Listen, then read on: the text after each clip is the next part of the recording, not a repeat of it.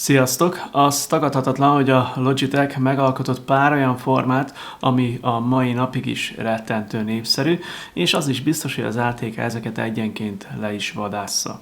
Elég csak a mai példát megnézni, hiszen a mai egerünk a VXL V3 Pro lesz, ami mind színvilágát, mind formáját tekintve ismerős lesz annak, akinek volt valaha is a kezébe egy G304 vagy G305-ös Logitech egér. De amondó vagyok, hogy nézzük is, hogy mit sikerült az ATK-nak összeraknia a távoli Kínában.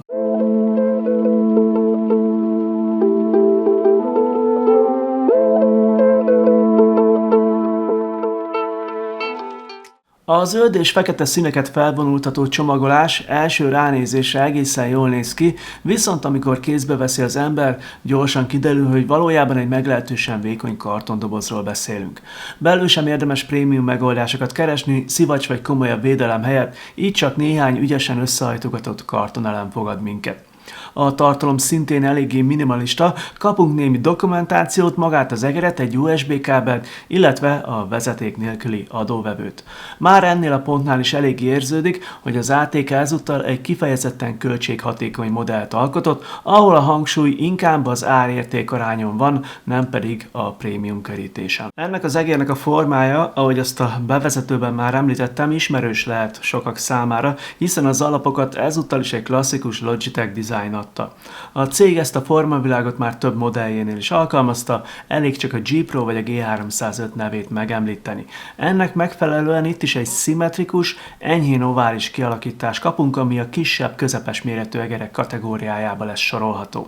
A VXL V3 Pro mindössze 117 mm hosszú, a legszélesebb pontján 62 mm széles, míg a legmagasabb pontja 38 mm lesz. A Pro változat tömege nálam 55 g körül alakult, ami kifejezetten impresszív eredmény, főleg annak fényében, hogy a hasonló formájú Logitech modellek ennél érezhetően nehezebbek szoktak lenni.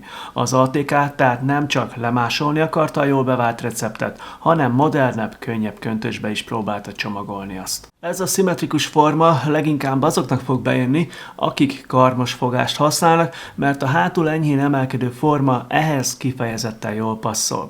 Ettől függetlenül kisebb kézméret esetén akár tenyes fogással is kényelmesen használható lehet. Ami viszont első kézbevételnél kellemes meglepetés volt, az a burkolat felülete. Az ATK ugyanis nem spórolta le róla a drágább modelljénél már megismert nanocoating bevonatot, így az egér tapintása jóval prémiumabb érzetet kelt, mint amit az ára alapján elsőre várna tőle az ember.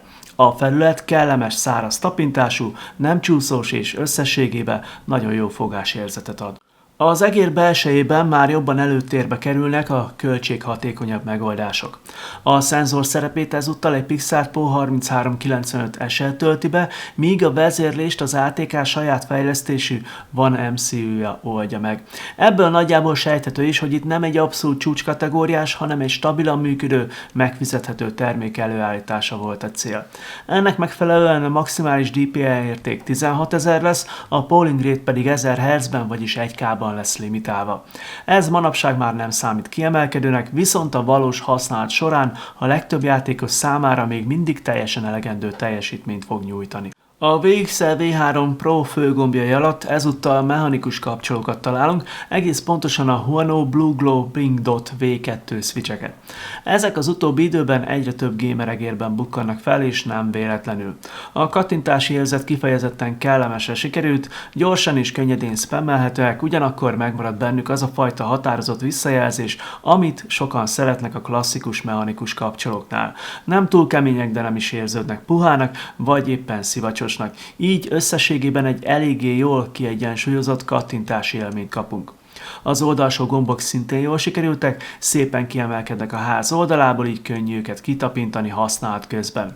A lenyomásukhoz valamivel határozottabb erő szükséges, ami szerintem inkább pozitívum, mert így jóval kisebb az esélye annak, hogy játék közben véletlenül aktiváljuk őket.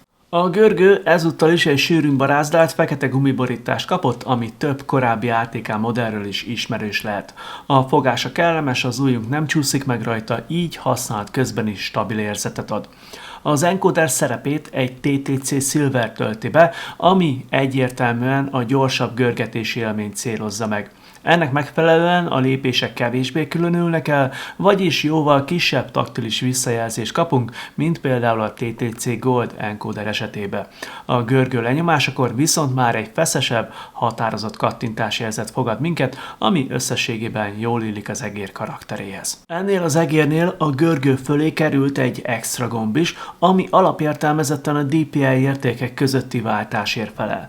Természetesen a szoftveren keresztül ezt később szabadon átprogramozhatjuk más funkcióra is. Maga a gomb egy puhább, könnyebben lenyomható karaktert kapott, így gyorsan és kényelmesen használható, anélkül, hogy túl nagy erőt kellene kifejteni hozzá.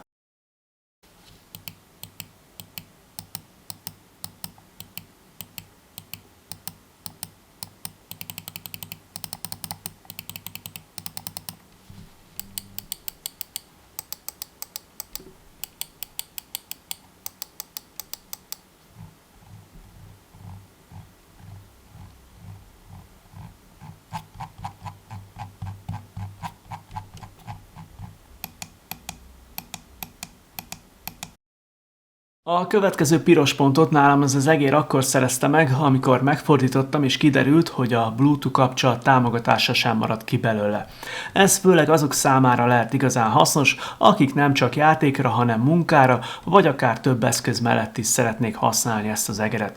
Természetesen a klasszikus 2,4 GHz-es vezeték nélküli kapcsolat is adott a saját USB adóvevőn keresztül. Külön pozitívum, hogy az ATK még az adóvevő tárolására is gondolt, így az egér alján kialakított kis rekeszben biztonságosan el tudjuk rejteni azt szállítás közben. A fekete szőttborítású kábel kellemes meglepetés lett, ugyanis kellően puha és hajlékony, ezért könnyedén használható marad vele az egér akár vezetékes módban is. A beépített 300 mAh aksi természetesen ezen keresztül lesz tölthető, a töltöttségi szintről pedig az egér elején elhelyezett LED ad majd visszajelzést. Az ATK a Pro változat esetében nagyjából 65 órás üzemidőt ígér, és a saját tapasztalataim alapján ez teljesen reális értéknek tűnik. Akinek viszont fontosabb a hosszabb üzemidő, annak érdemes lehet a sima V3-as modellt is megnéznie, ahol már egy jóval nagyobb 520 mAh aksi dolgozik, így az üzemidő akár 120 óra körül is alakulhat. Az egér alján található fehér PTFE talpak gond nélkül csúsztak mind szövet, mind üvegfelületen, így a mozgásérzet összességében könnyed és egyenletes volt.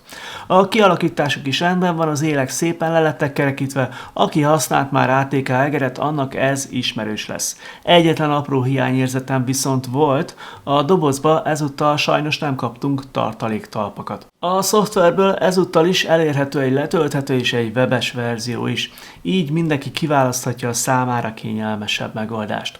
A telepíthető alkalmazás egyik nagy előnye, hogy támogatja az automatikus profilváltást. Emellett természetesen minden alapvető finomhangolási lehetőség rendelkezésre áll. Állítható a polling rate, a DPI érték, a load, valamint számos egyéb más paraméter is. Összességében a szoftver továbbra is abszolút csúcsnak számít a kategóriáján belül, és jól látszik, hogy az ATK ezen a téren is komolyan veszi a felhasználói élményt. De az egér egyik legerősebb pontja még hátra van, ez pedig az ára. A V3 Pro-t én a JTC-től kaptam meg tesztelésre, ahol jelenleg 9990 forintért érhető el. Ez ebben az árkategóriában egy nagyon erős ajánlat. A formája miatt ráadásul sokaknak lehet majd népszerű választás, főleg azok körébe, akik már ismerik és szeretik ezt a klasszikus Logitech formát.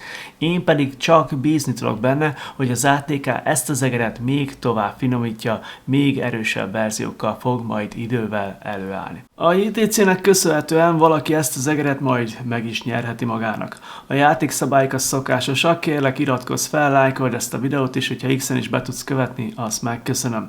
Ezután már csak egyetlen egy dolgod van, beírni a VXL V3 Pro szavakat a videó alá, ebből tudni fogom, hogy te szeretnél részt venni a sorsoláson, amit majd június 1-én tartok meg, és ezúttal is csak a győztes kommentjére fogok válaszolni. Akinek onnantól kezdve 48 órája lesz velem e-mailbe felvenni a kapcsolatot, ahol megbeszéljük majd a részleteket, hogy a nyereményét személyesen vagy postai úton szeretné átvenni, utóbbinak a költségeit ezúttal is én állom. Játékra fel, sok sikert mindenkinek, köszönöm a feliratkozásokat, nektek köszönhetően már átléptük az 5000 feliratkozót is, és egyeztettem a JTC-vel, és ezt elég komolyan meg is fogjuk ünnepelni. A részletekkel hamarosan jelentkezem, maradjunk annyiba, hogy megéri majd figyelni, hiszen egy eléggé komoly ajándékot fogok kisorsolni. Köszönöm, hogy itt voltatok, találkozunk legközelebb is, sziasztok!